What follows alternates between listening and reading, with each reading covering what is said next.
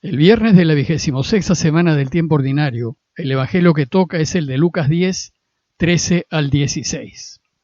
Y hoy también, 1 de octubre, la Iglesia recuerda la memoria de Santa Teresa del Niño Jesús, conocida también como Santa Teresa de Lisieux. Teresa nació en Francia en 1873 y murió en 1897, con solo 24 años de edad. Desde muy jovencita sintió el llamado a la vida religiosa y a los 15 años, con un permiso especial, entró al convento de las Carmelitas Descalzas en Lisieux y nunca salió del convento. Sin embargo, por sus oraciones en favor de los sacerdotes y misioneros y por su intenso deseo de ir de misiones a Asia, fue declarada patrona de las misiones. Su autobiografía se llamó Historia de un alma, y por las profundas enseñanzas espirituales que en ella se encuentran, en donde subraya la sencillez como característica principal del seguimiento del Señor, fue declarada doctora de la Iglesia. Retomemos ahora la lectura continuada de Lucas y les leo el texto citado. En aquel tiempo dijo Jesús: «Ay de ti, Corosaín, ay de ti, Betsaida. Si en Tiro y en Sidón se hubiesen hecho los milagros que en ustedes hicieron, hace tiempo que se habrían convertido vestidos de sayal y sentados en la ceniza. Por eso el juicio les será más llevadero a Tiro y a Sidón que a ustedes. Y tú, Cafarnaúm, ¿piensas escalar al cielo? Bajarás al abismo. Quien a ustedes escucha, a mí me escucha. Quien a ustedes rechaza, a mí me rechaza. Y quien me rechaza a mí, rechaza al que me ha enviado». El relato que les he leído lo comparten Lucas y Mateo casi textualmente, pero no lo tiene Marcos, lo que lleva a los especialistas a suponer que Lucas y Mateo han contado con una fuente común distinta al Evangelio de Marcos, pero desgraciadamente esa fuente no nos ha llegado. Bueno, pues este pasaje es un paréntesis que hace Lucas en su Evangelio en el espacio temporal que hay entre la partida de los 72 discípulos que comentamos en el pasaje anterior y su regreso. Una cosa semejante hizo antes el evangelista cuando los 12 apóstoles partieron en misión, pero en esa ocasión, si recuerdan, Lucas llenó el espacio temporal con los comentarios desconcertados del rey Herodes, quien se preguntaba quién era Jesús.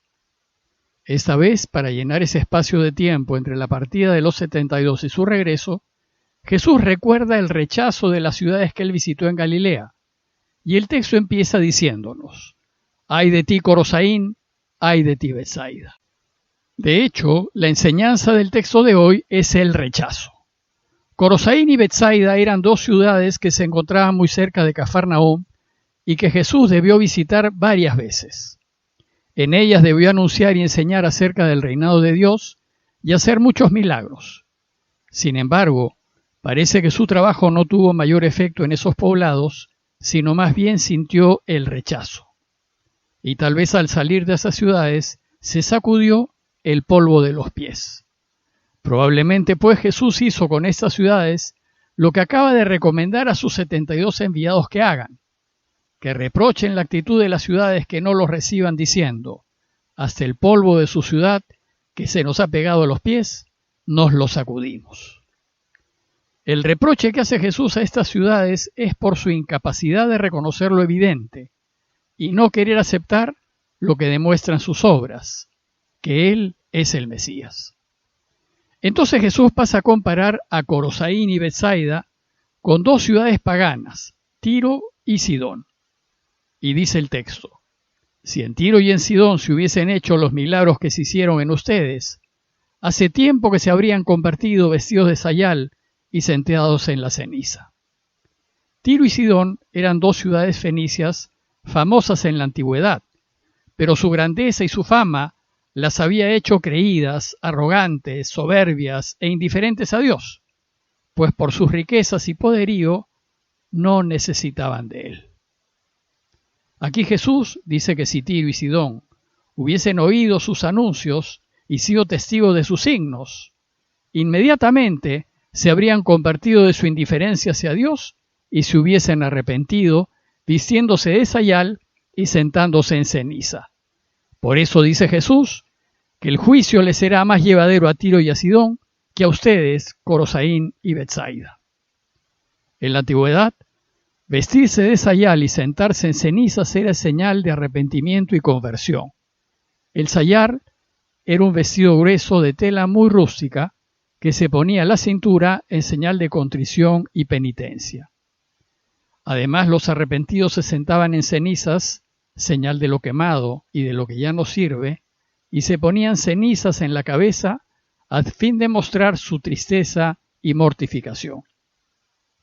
Bueno, pues, después de reprochar a Corosaín y a Betsaida, Jesús se refiere en los mismos términos a Cafarnaúm, su propia ciudad y el centro de operaciones de su misión. Jesús vivió en Cafarnaúm todo el tiempo que estuvo en Galilea, y en ese pequeño pueblito anunció la buena noticia e hizo muchos milagros. Pero Cafarnaúm tampoco reconoció que él era el Mesías.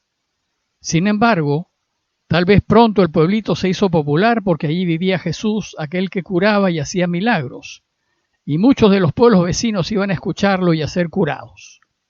Esto probablemente hizo que Cafarnaúm se envaneciese y se llenase de soberbia. Y aquí Jesús critica la actitud de Cafarnaúm y dice: «¿Y tú, Cafarnaúm, llena de vanidad, piensas escalar al cielo? Pues al abismo bajarás». Pues los habitantes de Cafarnaúm sacaban ventaja de la presencia de Jesús, pero no fueron capaces de ver el reinado de Dios en sus obras, lo que llevó a que Jesús les llamase la atención. Este recuerdo que hace Jesús de su misión en las ciudades de Galilea debe de cierta manera animar a su iglesia, que ahora está entre pueblos paganos, anunciando la buena noticia y curando. A fin de que no se decepcionen ante el rechazo que seguramente sufrirán, pues si a él lo rechazó su propio pueblo, no debería extrañar que su iglesia también sea rechazada. La frase final del relato de hoy resume toda la enseñanza, y dice el texto: «Quien a ustedes escuche, a mí me escucha, y quien a ustedes rechace, a mí me rechaza, y quien me rechaza, rechaza al que me ha enviado». No se preocupen pues del rechazo, dice Jesús a sus discípulos, que aceptar o rechazar es finalmente una decisión del oyente. Ustedes más bien son víctimas de esas ciegas decisiones. Pues en el aceptar o rechazar, es decir, en las decisiones que tomamos, no jugamos la felicidad o la desgracia. Si rechazamos el camino de Jesús, estamos rechazando a Dios y todo aquello que nos lleva a Él. Y si rechazamos a Dios, no nos quejemos cuando en la vida no nos vaya lo bien que quisiéramos, y al final nos encontremos solos y tristes. Pues si uno no es feliz, no es culpa de Dios, sino culpa nuestra, de cada uno de nosotros, es culpa de las malas decisiones que hemos tomado en la vida, movidos seguramente por la comodidad, la ambición y la codicia. Pues no es posible ser felices cuando decidimos mal, cuando decidimos de manera egoísta y en favor de uno mismo, en vez de elegir ayudar y servir al otro. Cuando uno elige mal en la vida, uno se separa de los demás, y al final solo encontrará soledad y tristezas y jamás podrá ser feliz. Y cuando rechazamos a Jesús y a quienes nos traen su mensaje, lo que hacemos es rechazar a Dios y rechazar así la posibilidad de ser felices. A manera de conclusión, los invito a pensar en las decisiones que hemos tomado en la vida y a preguntarnos si realmente somos o no somos felices. ¿Qué decisiones equivocadas hemos tomado, movidos más por nuestros deseos, intereses y conveniencias, y no nos dejamos mover por la compasión y la misericordia, ni por lo que es recto, justo y bueno? Al tomar decisiones, ¿hemos hecho caso a las sugerencias del buen espíritu o hemos decidido en función de las tentaciones del enemigo? Considerar sí, como Tiro, Sidón y Cafarnaúm, nos sentimos seguros y fuertes con los bienes que tenemos, que nos hacen creer que somos superiores a los demás y que nos llevan a no necesitar de Dios. Debemos darnos cuenta que todo pasa y que el mundo da vueltas muy rápidamente.